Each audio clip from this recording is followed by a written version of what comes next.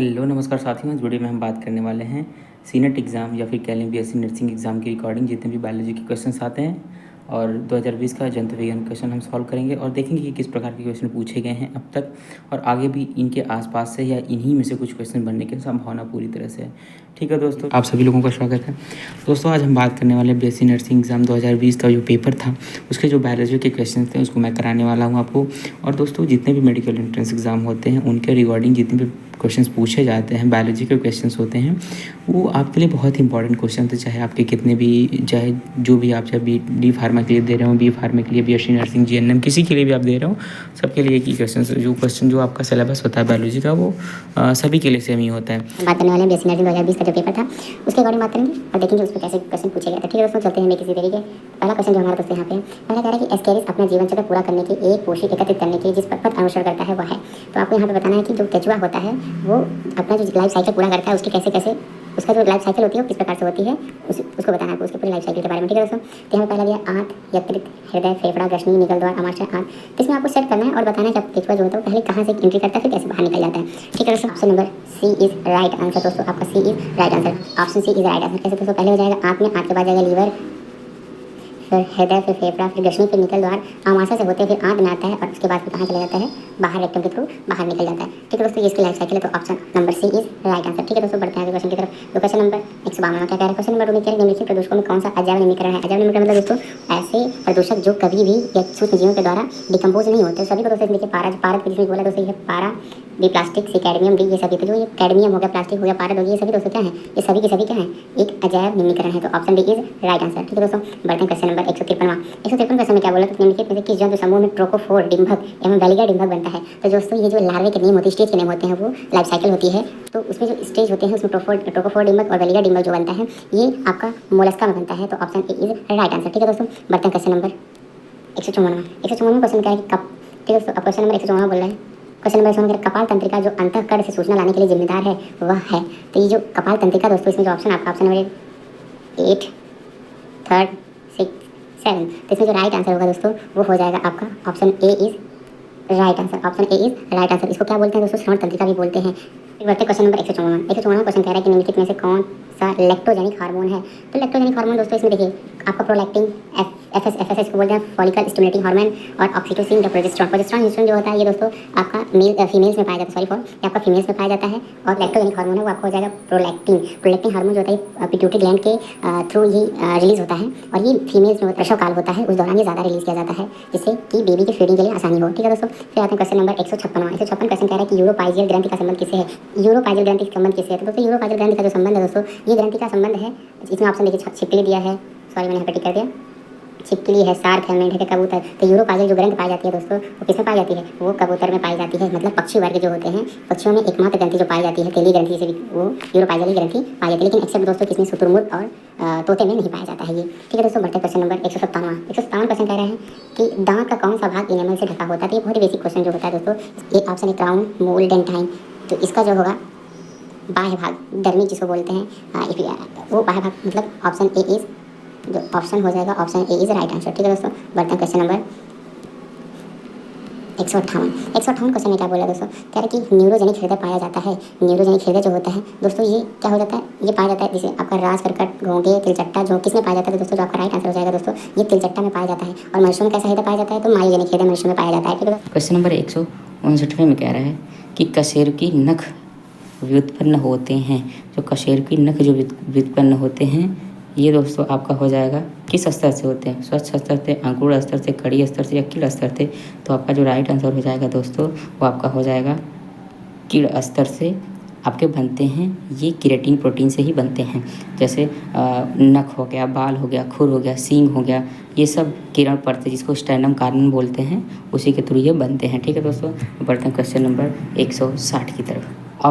Obturator छिद्र श्रोणि मेखला में पाया जाता है। तो ऑब्ट्यूरेटर छिद्र श्रोणि मेखला में पाया जाता है, तो कहाँ पाया जाता है, तो किस में आपका पाया जाएगा ये दोस्तों, उभयचर में, सरीसृप, पक्षी, स्तनी, किस में पाया जाएगा तो आपको बताएं। तो आपका क्वेश्चन होगा दोस्तों इसमें जो option D is right answer, स्तनियों में पाया जाता है। ये एक तरह से इस्चियम और प्यूबिस के मध्य में पाया जाता है। ठीक है दोस्तों, क्वेश्चन नंबर 161। क्वेश्चन नंबर 161 कह रहा है निम्नलिखित में से कौन सा कोशिकांग डीएनए रहित होने पर भी द्विगुणन में समर्थ है। तो आपका क्वेश्चन जो आप आंसर जो आप दोस्तों जो पहला ऑप्शन है आपका प्लाज्मिड, माइटोकॉन्ड्रिया, सेंट्रियोल केंद्रक। तो कौन सा ऐसा कोशिकांग है जो डीएनए रहित होने पर भी द्विगुणन में समर्थ है या समर्थ इस तरह से कह रहे हैं कि अगर डीएनए नहीं है तो भी वह क्या होगा, मल्टीप्लिकेशंस कर सकता है। तो जो आपका राइट आंसर हो जाएगा दोस्तों वो क्या हो जाएगा, सेंट्रियोल, जिसको हिंदी में बोलते हैं तारकाकाय केंद्र या तारकाकाय बोलते हैं। इसमें डीएनए नहीं रहेगा तो भी ये क्या करेगा, आपका द्विगुणन कर लेगा, यद्यपि आरएनए की उपस्थिति मिलती है तो। ठीक है दोस्तों, तो बढ़ते हैं क्वेश्चन नंबर 165वें की तरफ। क्वेश्चन नंबर 165 में क्या बोला कि सिस्टर्नी जो गाल्जी कॉम्प्लेक्स बनाते हैं वो होते हैं। तो जो सिस्टर्नी होती है गोल्जी बॉडीज़ में पाई जाती है ये किस टाइप की होती हैं। तो ऑप्शन ये है खुरदरा, ध्रुवित, अध्रुवित या जालिका रूपी। तो इसका जो राइट आंसर हो जाएगा दोस्तों क्या हो जाएगा, ध्रुवित जो पाई जाती है एक तरह से सिस्टर्नी ये ध्रुवीय टाइप्स की पाई जाती हैं। 163वां क्वेश्चन में क्या कह रहा है, वायु गुणसूत्र पर पाए जाने वाले जीन क्या कहलाते हैं। वायु गुणसूत्र पर जो जीन्स पाए जाते हैं दोस्तों वो क्या कहलाते हैं, होलोन्ड्रिक जीन, बेसिक जीन, पिलोट्रिक जीन या फिर पॉलीजेनिक जीन। तो आपका जो आंसर हो जाएगा दोस्तों वो हो जाएगा आपका होलोन्ड्रिक जीन। आपका होलोन्ड्रिक जीन जो होता है वो वायु गुणसूत्र पर पाया जाता है। ठीक है दोस्तों, और आपको सभी को पता होगा कि मनुष्यों में 46 गुणसूत्र होते हैं जिसमें 22 जोड़ी और एक जो 23वां जोड़ी होता है वो एक्स और वाई के फैक्टर में फॉर्म में होता है। बात है दोस्तों क्वेश्चन नंबर 164 कह रहा है कि यदि एक वरदान पुरुष एक सामान्य परंतु इस गुण से वाहक स्त्री से विवाह करता है तो संतानों में संभावना क्या हो जाएगी।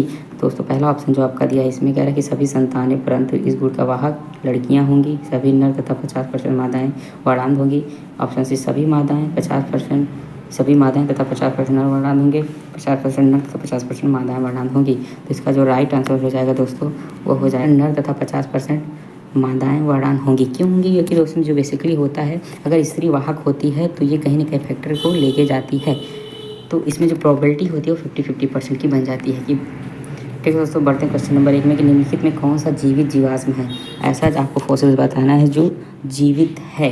तो दोस्तों इसमें जो आपका होगा आंसर वो होगा नॉटिलस। नॉटिलस हो दोस्तों ये आपका क्या है, एक तरह का मोलस्का फैमिली से है जो लगभग 400 मिलियन वर्षों से लक्षणों का इसका आयु मतलब इसमें चेंजेस नहीं आए हैं अभी तक। तो इसीलिए जो जीवित जीवाश्म है एक सिफेलोपोड है जिसको मोलस्का बोलते हैं। तो आपका answer C is right answer. बढ़ते हैं क्वेश्चन नंबर 166 की तरफ। कह रहा है कि लैमार्कवाद आधार है या लैमार्कवाद का बेसिक क्या है, अंगों का विकास, अंगों का ह्रास, उपापचय का प्रभाव या वातावरण का प्रभाव। तो जो ऑप्शन हो जाएगा वो दोस्तों इसमें लगभग दोनों का हो जाएगा।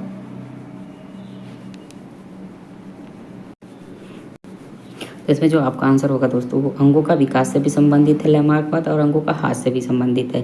ह्रास मतलब अंगों का अगर जिसे उपयोग करेंगे तो उसका विकास होगा, नहीं उपयोग करेंगे तो आपका धीरे धीरे अंगों का ह्रास होना था। तो यही लैमार्कवाद करता था दोस्तों। इसमें जो ऑप्शन हो जाएगा वो ए और बी दोनों सही है। तो ठीक है दोस्तों, अब आते हैं क्वेश्चन नंबर 167 की तरफ। क्वेश्चन नंबर 167, अंडजरायु जातियों के अंडे होते हैं। तो अंडजरायु जातियों के अंडे जो होते हैं वो सूक्ष्म पीतिक होते हैं या महापीतिक होते हैं या पीतिक होते हैं या गोलार्ध पीतिक होते हैं। तो जो आपका आंसर हो जाएगा वो एक ऑप्शन नंबर बी इस महापीतिक अंडे पाए जाते हैं। अंडजरायु में महापीतिक अंडे पाए जाते हैं। एग्जाम्पल दैट अगर बात करें महापीतिक अंडों में तो सार्क हो गया, प्रोटोथीनियस, ये सब महापीतिक अंडे का महापीतिक अंडे देते हैं। अब इसमें जो दोस्तों होगा, अब आगे क्वेश्चन नंबर बढ़ते हैं 167 की तरफ। क्वेश्चन नंबर 167 क्या बोल रहा है, कह रहा है कि स्तनधारी सर्वप्रथम किस काल में प्रकट हुए। तो जो क्वेश्चन है आपका कि स्तनधारी सबसे परमियन काल, ट्राइसिक काल, जुरासिक काल या क्रिटेशियस काल। तो आपका जो आंसर होगा वो सभी को पता है दोस्तों, ये बेसिकली क्वेश्चन है जुरासिक युग में ही स्तनधारी आए थे। तो option C is right answer. ठीक है दोस्तों, बढ़ते हैं क्वेश्चन नंबर 169 की तरफ। कह रहा है कि सोलेनोसाइट्स किससे संबंधित है। सोलेनोसाइट पोषण से संबंधित है, श्वसन से संबंधित है, जनन से या उत्सर्जन से, किससे संबंधित है। जो आपका राइट आंसर हो जाएगा दोस्तों वो हो जाएगा option number D is right answer. तो सोलेनोसाइट से उत्सर्जन से संबंधित है। जो ज्वाला कोशिकाएं या फ्लेम सेल जिनको बोलते हैं वो इसमें बहुत हेल्प करती हैं और ये लगभग कहाँ ये प्रोटीज या फिर चपटे कृमि के उत्सर्जन अंगों में पाए जाते हैं। ठीक है दोस्तों, बढ़ते हैं क्वेश्चन नंबर 170 170 क्वेश्चन में क्या है दोस्तों, क्वेश्चन नंबर 170 बोला है कि निम्नलिखित में से कौन एनिलिड घोंघों तथा मेढकों पर परजीवी है। तो आपका जो इसमें आंसर हो जाएगा, जैसे कि एकेंथेला हो गया, प्रोटोबेंटिला हो गया, क्लेडियन हो गया, ग्लासिफोनिया हो गया। तो ऑप्शन जो होगा ये दोस्तों आपका ये option number D is right answer. Option number D is ग्लाइसिफोरिया जो आपका है, ये घोंघा तथा मेढकों के बाह्य परजीवी होते हैं। इसीलिए 73वां क्वेश्चन में क्या दोस्तों बोला गया है कि आद्य शुक्राणु कोशिका होती है। आद्य शुक्राणु कोशिका क्या होती है? बहुगुणित होती है, द्विगुणित होती है, या फिर अगुणित होती है, या द्विगुणित होती है। तो जो ऑप्शन सी इज राइट है, द्विगुणित। क्योंकि द्विगुणित इसलिए बोलते हैं दोस्तों क्योंकि यौनापरण के समय विषय की जनन कोशिकाओं में शुक्रजन क्रिया प्रारंभ हो जाती है। तो बढ़ते हैं क्वेश्चन नंबर 172वां क्वेश्चन क्या बोला कि घटना जिसमें केवल एक जीन से अधिक विशेषक को प्रभावित करता है और कहलाती है, उसको क्या बोलते हैं? वैधता या बहुगुणिता या बहुअंगीयता या ल्यूट्रोट्री क्या बोलते हैं? तो इसका जो राइट आंसर हो जाएगा दोस्तों वो हो जाएगा option number D is right answer. तो प्लियोट्रॉपी जो होता है ये आपका एकल जीन से प्रभावित विशेषक प्रभावित करता है। ठीक है दोस्तों, अब बढ़ते हैं क्वेश्चन नंबर 173वां। क्वेश्चन नंबर 173 क्या बोला दोस्तों? क्या रहा कि निम्नलिखित में से कौन मीथेन निकालता है? तो इसमें कौन निकालता है? पशु, धान का खेत, दीमक, ये सभी। तो दोस्तों इसका जो राइट आंसर हो जाएगा वो option number D is right, दीमक, पशु सभी। क्योंकि पशु के जो मल होते हैं उनसे निकलता है दीमक भी लग जाते हैं दोस्तों, उनमें भी ये मीथेन का उत्सर्जन करते हैं। मवेशी भी, ये धान के खेतों से निकलती है गैस सड़ने से। ठीक है दोस्तों, तो option D is right answer. But ये option D is right answer क्योंकि ये क्या है?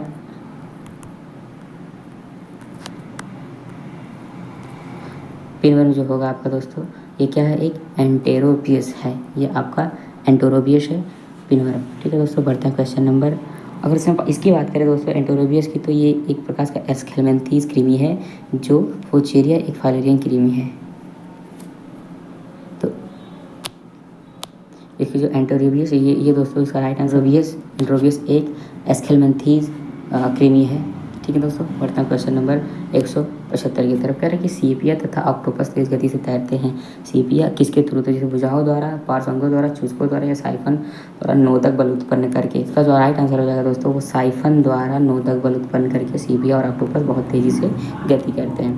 बढ़ते हैं क्वेश्चन नंबर 174 क्षेत्र की तरफ। निम्नलिखित में से कह रहा है क्वेश्चन, निम्नलिखित में से कौन सा लक्षण सभी स्पंजों में सार्वभौमिक होता है? तो मतलब जो स्पंज होते हैं सभी स्पंजों में सभी में पाया जाता है। कौन सा? जैसे सिम्टम्स है समुद्री आवास, साइक्लिक उपस्थिति, साइपंजोसेल की उपस्थिति, स्पॉन्जोसेल की उपस्थिति। तो इसका जो राइट आंसर हो जाएगा दोस्तों वो हो जाएगा स्पॉन्जोसेल की उपस्थिति इज द राइट आंसर। ठीक है दोस्तों, बढ़ते हैं क्वेश्चन नंबर 170 की तरफ। कह रहा है कि एमनियोसेंटिस तकनीक का उपयोग किसका विश्लेषण करने में किया जाता है? तो जो एमनियोसेंटिस तकनीक एमनियोटिक देह द्रव्यों या उल्ब का या अमीनो अम्ल का या उल्ब द्रव का।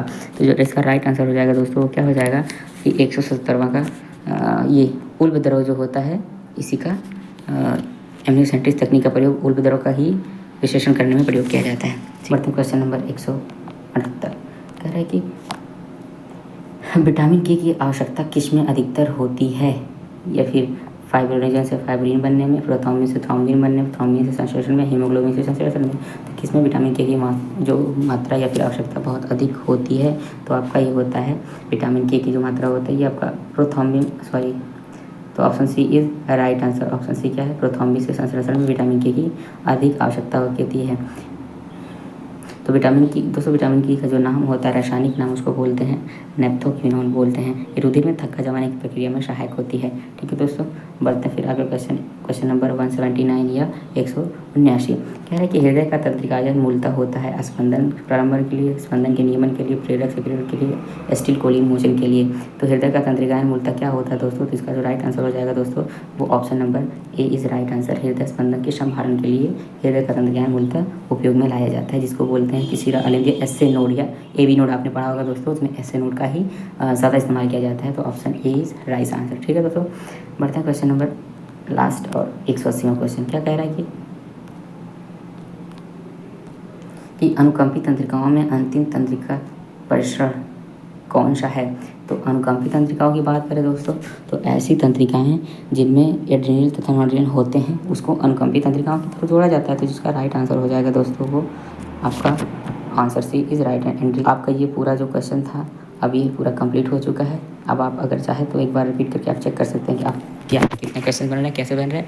अगर आप चैनल पर नए हैं तो दोस्तों प्लीज़ चैनल को सब्सक्राइब कर लीजिए, बेल आइकन को प्रेस कर लीजिए ताकि कोई भी वीडियो मैं बनाऊं या किसी भी इसकी टॉपिक से रिलेटेड वीडियो डालूं तो आपको नोटिफिकेशन सबसे मिले। तो आई होप आप अपनी तैयारी में लगे होंगे क्योंकि आपका एग्ज़ाम जल्दी होने वाला है दोस्तों और ज़्यादा समय नहीं है। तो ठीक है दोस्तों, मिलते हैं अगले वीडियो में, तब तक के लिए जय हिंद। पढ़ते रहिए, मस्त रहिए।